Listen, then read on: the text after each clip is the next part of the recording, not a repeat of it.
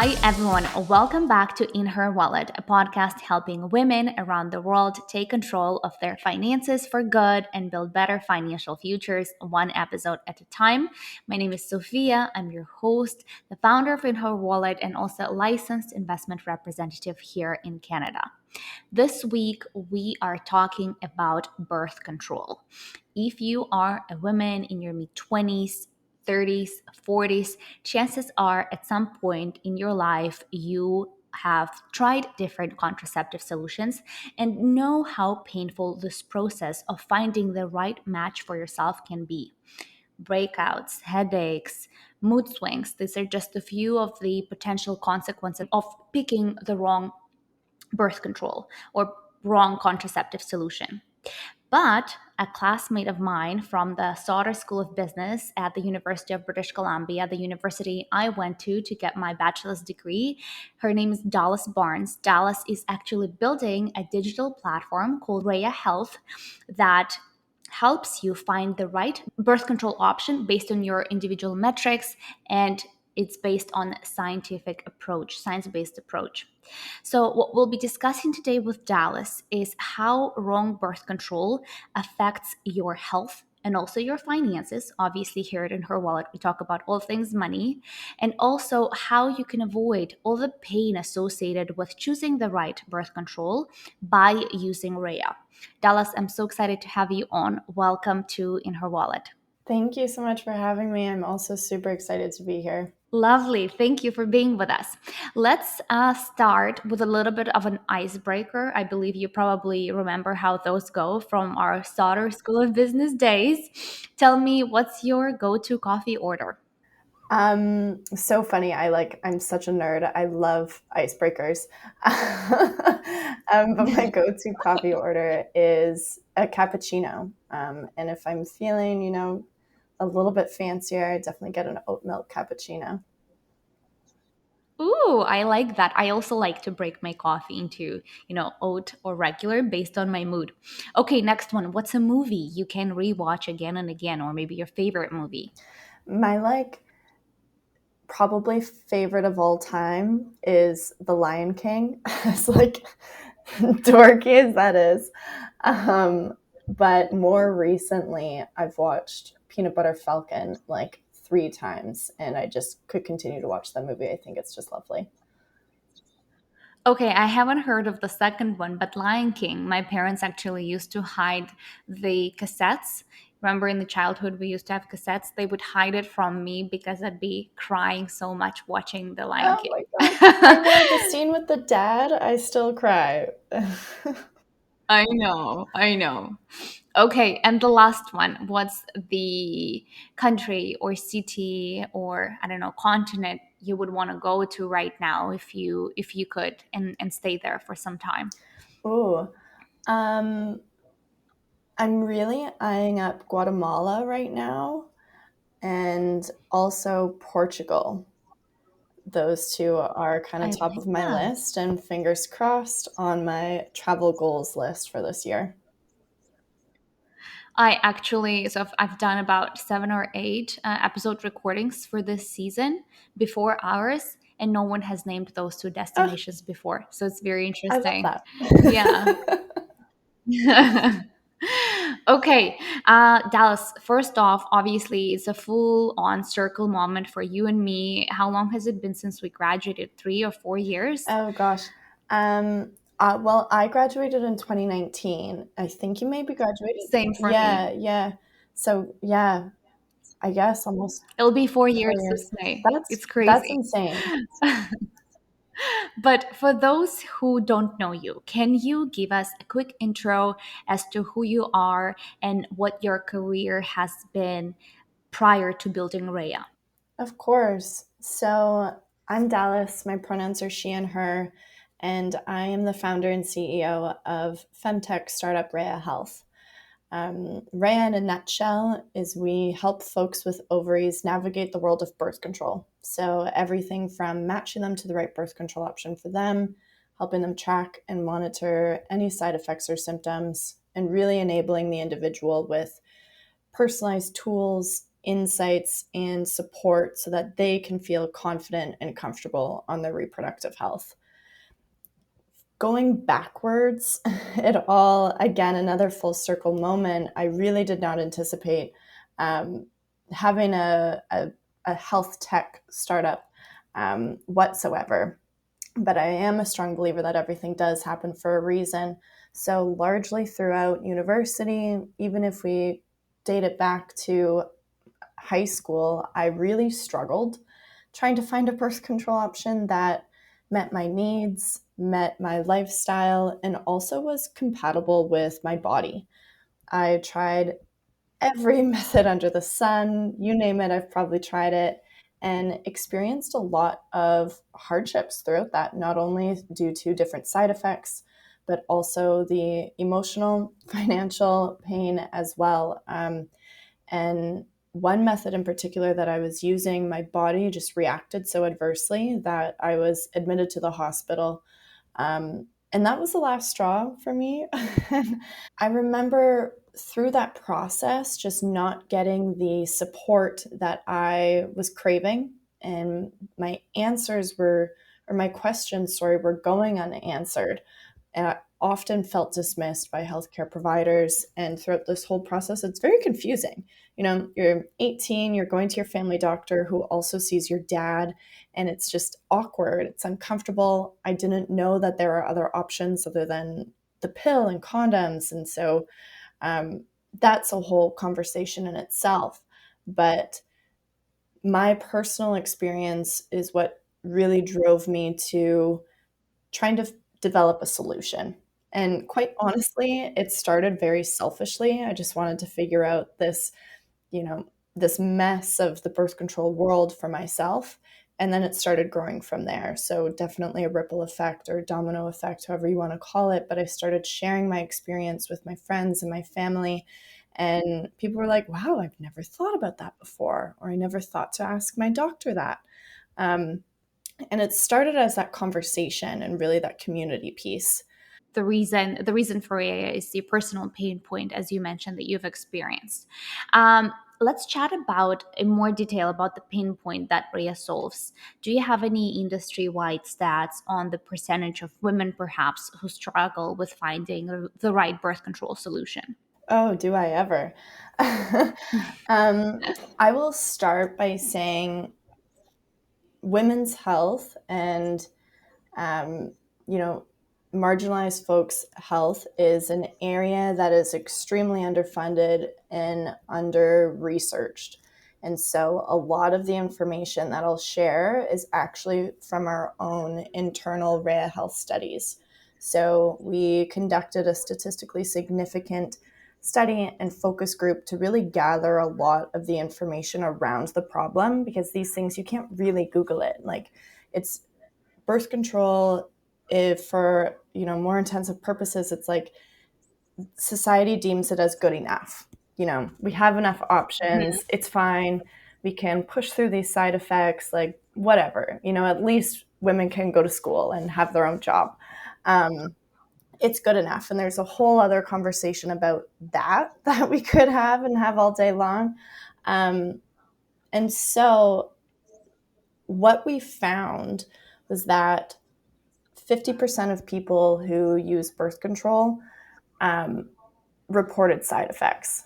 And even more Wow. so, we know that not only the physical side effects, but there's also emotional and mental side effects that people experience. And so even further than that, we found that 75% of people who use contraceptives describe their experience negatively. And even, just the time that it takes for somebody to go through this process of trying to find a birth control option that they like, it's very trial and error. It's often seen as a one size fits all approach.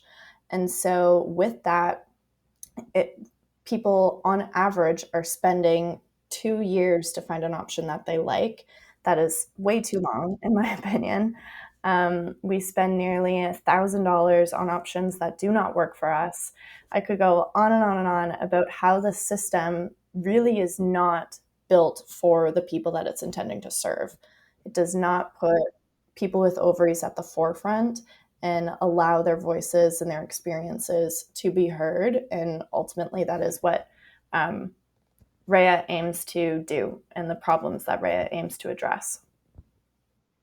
So, Dallas, I understand that birth control can be, I'm by no means a doctor, correct me if I'm wrong, but I understand that birth control, if we were to kind of generalize it, can be split by the purpose of use for actual contraception and not for contraception. I know a lot of people might be taking birth control for acne. Here in Canada it's very common. And also by type, so hormonal versus non-hormonal birth control.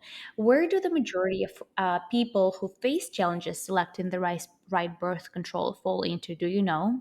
That's such a great question. Very interesting. So that piece of information is something that I will like put out a call to action to all the researchers to to help us answer. Um, but in basic terms, so it's estimated that there's 1 billion people worldwide who are using contraceptives for the purposes of pregnancy prevention. Within that, there are also added benefits of using a certain option, not only for pregnancy prevention, but somebody might also be using it to help them manage painful periods, for instance, or help them get to know their cycle, or even STI prevention. So there can be layered reasoning for somebody to be using contraceptives. There's also the category of folks that are using it totally not for the pregnancy prevention, but for other reasons, just as you mentioned. So this could be, for LGBTQ plus folks, people who are not concerned about an unwanted pregnancy, but they want to, again, help manage any hormonal acne, for instance, Yeah. or understand their cycle again. And so the split is um, hard to grasp, I would say. That's something I'll write down on my future studies to do list because it is so It's fascinating. cool that you mentioned it's cool that you mentioned that you guys do a lot of in-house research. That's fantastic. And I mean, obviously you mentioned it's you cannot really Google these numbers, right? But if we talk about how does the wrong birth control affects your hormones and health, can you give us a few, maybe three or four, to I don't know, top things how it affects in the if you pick the wrong option, how it affects your health? Right. Okay. So I'm trying to think of how you know, science-y I want to get with this.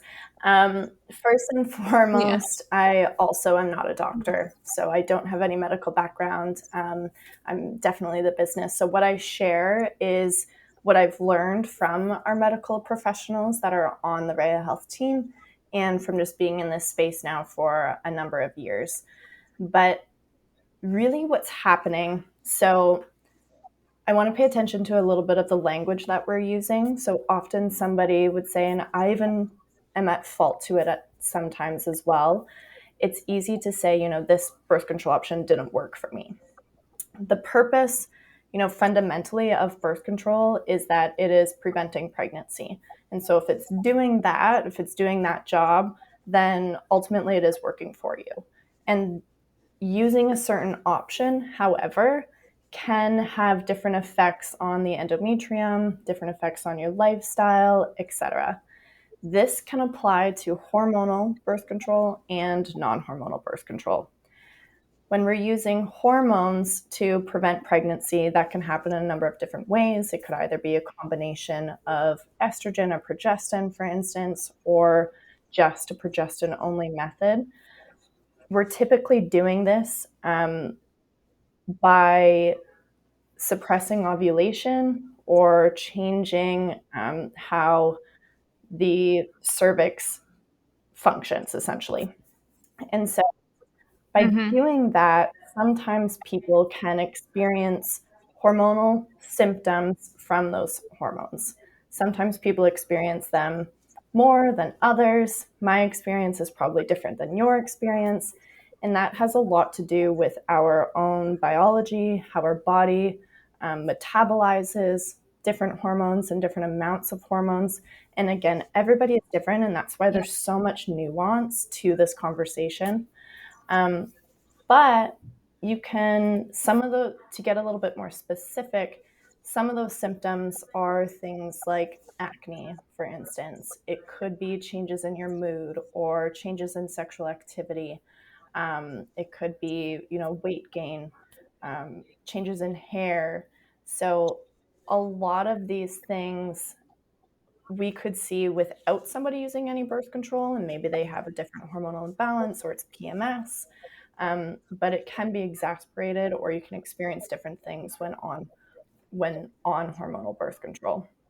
Um, and that's where people get a little freaked out, which is totally fair. Me as well. We don't want our bodies to change due to the things that we're putting into our body for the worse. Um, and sometimes these things can help for the better. And so it is often about, so the approach that Reya Health takes is really taking an informed consent approach and also paying very close attention to where the individual is at. So, looking at their hormonal profile, their lifestyle, any past experience with birth control, their medical history, all of these little like tidbits of information that can help provide a comprehensive approach and a comprehensive picture so that we can best match them to an option where ultimately there are minimal symptoms that they're experiencing and that they have the best experience possible with birth control, whatever that means for them. Yeah, I actually have that question lined up next. But I wanted to ask you, as you were explaining, which you did a great job, but obviously you don't start having side effects the next day, right? It's not like instant. How long do you know on average does it take for those side effects to show up? Also, a really awesome question. So, what our medical professionals typically say is that after starting to use a certain option, in about 6 weeks' time, 6 to 8 weeks, you should start to see any side effects, if you will, or hormonal symptoms from that option. At that point, you should have an understanding of, like, okay, how is this feeling for me? Like, what changes have my body gone through? Um, Mm-hmm. Typically, about Mm-hmm. like the 3 month period is the time where somebody would be like, that's a good amount of time to really see if that option is working for them or not, in the sense of Yeah. they feel okay or they don't feel okay. Some options are a little bit Yeah. longer. So, for instance, the IUD, you would maybe have that check in 6 months, sometimes a year. Our bodies are very different. And so that adjustment phase can be varying across the board. Oh, yeah, totally get it. Um, Before we dive into discussing how the Rhea algorithm works in helping women, people in general, select the right birth control options for them, those who are looking for it, let's also talk about the cost of selecting the wrong birth control on your wallet, on your personal finances. Yeah. So this is an interesting point of conversation, in that, often in Canada, we do have to pay for birth control out of pocket. Sometimes you might be on an insurance plan, and that's awesome. If you're in Ontario, prior to turning 25, prescriptions are covered, but that doesn't include, ovulation tracking apps, for instance, or condoms. And so it is limited there. And, people still need these solutions after 25. All in all, this is an expensive process. Just looking at the amount of money the average person would spend on options that are not the right fit for them is nearly $1,000. And so that to me is crazy. Just thinking about all the options that I've used, I've tried like 5 different types of the pill. I paid for an IUD out of pocket, which is ridiculously expensive, in my opinion. I, I I've know. tried, so many options under the sun that like I've ended up having to just throw out because it's not the right They weren't fit. working. And to me, those are Mm-hmm. some those are costs and expenses that is just like down the drain. Um, and so it's interesting in this conversation of access and ability to afford different options comes Yeah. into play even more so, and how important it is that we are highlighting the experiences of different types of communities. So people with varying socioeconomic status and incomes, location, there is a lot that goes into even just getting to your IUD insertion appointment.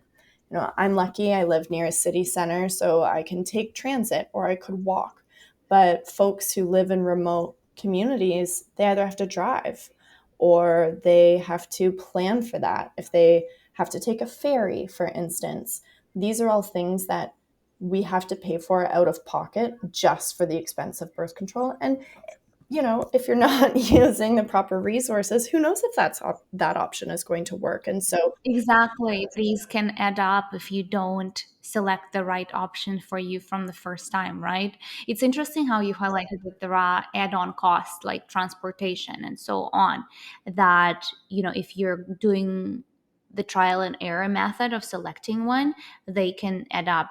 So where does Rare come in? You did kind of touch base on the way your algorithm works and what you guys do. But how, like, first of all, is the platform ready and can I go on and use it right now? Let's start with that. so we have had working versions out before, especially for our beta testing.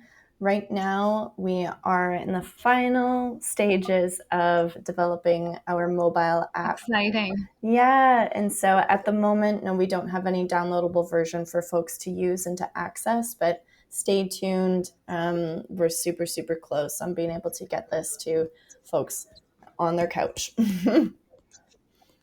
So basically, I'd download the app. I would fill in some information from what I understand, and the app would give me a few options that work best for me. Is that correct? Exactly. So, one of the first steps when you first engage with the platform is going through a questionnaire. And as I was mentioning before, this questionnaire gives us a comprehensive understanding of things like someone's hormonal profile, their past experience with birth control, medical history, preferences, lifestyle, all of the things, and uses that information to match them to options that could work really well for them. And it explains why. So, what in their profile led our system to suggest those methods? How do those options work? What should they be prepared for? Et cetera, et cetera. We then help, sorry, um, Go ahead. we then help in that access, so supporting them in actually accessing those methods. And finally, we're there for that follow up support, which is virtually non existent in the current contraceptive counseling process. We help our members outline any boundaries that they have when it comes to how that option might make them feel. And then we enable them with a side effect and symptom tracking calendar and providing curated insights into their experience through that adjustment phase that you and I were chatting about. So, as somebody's starting to use a new method, let's really pay attention to that experience and enable them with all of the resources, the information, and the tools that is specifically curated to them and their experience. Again, given that we have this comprehensive profile of their needs, their wants, and their body, let's continue to use that to our advantage so that they are in the position of power in their health journey. Fantastic. I love how you not only help us women select the right option, but also you support women after that point of onboarding has happened. You support in understanding what the side effects might be and, analyzing your emotions and et cetera, et cetera. Fantastic. I love what you're building, Dallas. Oh, thank you so much for your support. It means a lot. We'll definitely include a link to your website so people can know how to stay in touch and they know when you guys are launching. Awesome. Okay, let's wrap up our conversation. Every guest I speak with, I ask them two questions. Tell me, Dallas, what does financial freedom mean to you? I think, in very basic terms, financial freedom is one's ability to not worry really about being able to afford the lifestyle that they desire. Um, I think financial freedom also can look at um, this notion that money can often have shackles on our happiness, and thinking about like why that is. Um, I realize I come to this conversation from a place of privilege, in that, like, as a kid growing up, I never had to worry about, if I would be fed or fed nutritiously, because that's also an element of privilege that I had, or that I have a roof over my head. But I think it does encourage a reflection of, what is money? What is these value systems? Money is typically a way that we measure value, and why and what are those systems that put them into place. I think we can assume that it is quite patriarchal in nature. And I think as women, we're starting to have more of a reflection and take a different approach to how we're valuing things. For instance, just even this birth control conversation, how are we valuing that bodily autonomy, is something that I find very interesting and comes into what financial freedom means to the individual. I think it is deeply personal, really. No, totally. I think with the femtech platform that you are building, that you've decided to dedicate this stage of your life to, totally contributes to the whole mission of helping more women achieve financial freedom and independence. And Dallas, what's your advice to women who want to get to a place where they don't have to worry about money, as you said? Yeah, I think I would say it does start from having those internal conversations, and really, you know, what is what is unpacking, I should say, unpacking how we are thinking about money and our relationship to money on a personal level, and how that relationship is with our happiness. Um, I think this Mm-hmm. looks at, like, how were you brought up? What were the examples that you had in life? How did your caregivers, talk about money or use money in the household? I think there's a lot of bias that can come from that, and also what understanding, like, what's holding you back or really moving you forward. I think the first thing that somebody can do is ask themselves those questions. And again, I think the whole financial freedom conversation is quite personal, and it's a deeply personal thing that can ha- be empowering, really, once we are able to own our experience, own our thought process around that. I like that. Thank you for sharing that. Thank you for sharing your take on that, Dallas. Thanks also for being with us today. We're kind of at the time here. So I really appreciate you giving us your time and sharing your knowledge and experience with us. And I really enjoyed this conversation we had about the cost of wrong birth control on the health and finances. I know you've done a few podcasts before, but I hope that with this particular episode, we're also able to explain to women who are interested in this conversation about how birth control affects our finances and how it affects our wallets. So, Dallas, how can In Her Wallet community get in touch with you and with Reya if they're interested and if they want to stay in touch? Mostly through our social media, I would say, at the moment. So that's our main point of contact with our community.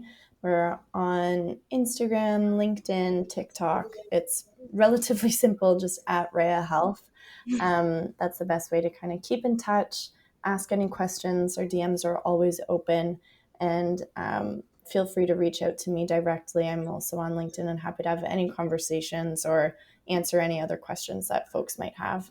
But thank you, Sophia, so much. I also loved having this conversation, and it's a fun take on birth control and business, and how it's not just pregnancy prevention. It's not just reproductive health that these things are talking about. It's also finances, it's also your wallet, and so many other things. We could have like a whole series on this. But thank you. I appreciate the Exactly. platform. Oh, I'm so happy.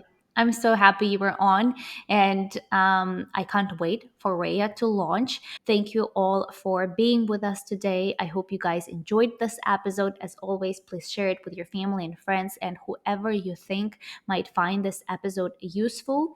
Friendly reminder, if you want to watch us and watch this episode, you can access the video version on YouTube. Season 2 is now available. It's in her wallet. So, that being said, thank you all for being with us today. Thanks to Dallas for joining us. I want you ladies to all give yourself credit for showing up for yourself and your future, because whenever you increase your financial knowledge, you increase what's financially possible for you. I'll see you all next week.